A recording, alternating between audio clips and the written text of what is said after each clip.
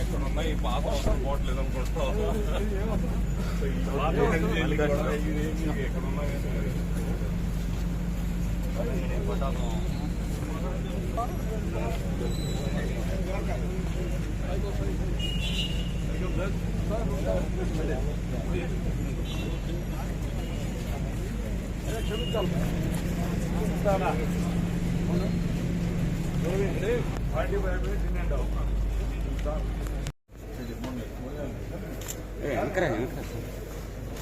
వెనకరండి.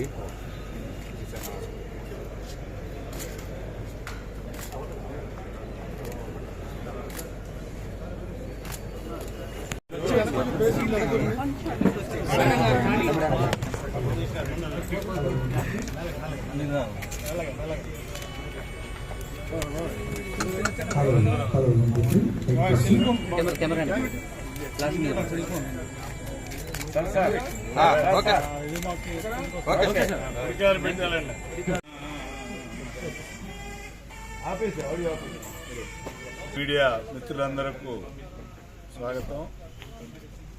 JKC అంటే యాగలమూడి కుప్పస్వామి చౌదరి కళాశాల గుంటూరులో అత్యంత విశిష్టమైన కళాశాల మీ అందరికీ తెలిసిందే. ఇక్కడ చదువుకున్న అనేక మంది పూర్వ విద్యార్థులు అనేక ఉన్నత శిఖరాలను అధిరోహించారు అన్ని రంగాల్లో.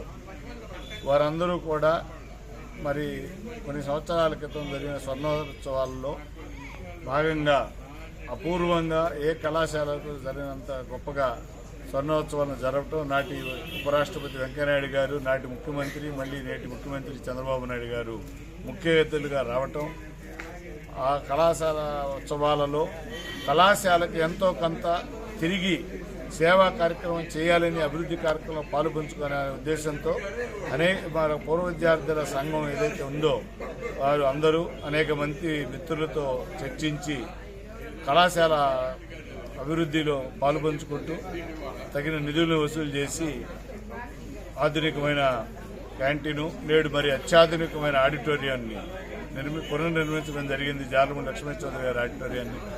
అదేవిధంగా భవిష్యత్తులో కూడా ఈ కళాశాలకు ఉన్న విశిష్టత, అమెరికాలో అత్యున్నత స్థాయిలో ఉన్న వైద్యుల నుంచి ఇక్కడ మీరే చూశారు, డీజీపీలు ఈ కళాశాల నుంచి వెళ్ళారు, ఎంతోమంది ఉన్నత అధికారులు వచ్చారు, అనేక మంది వ్యాపార రంగంలో ఉన్నారు.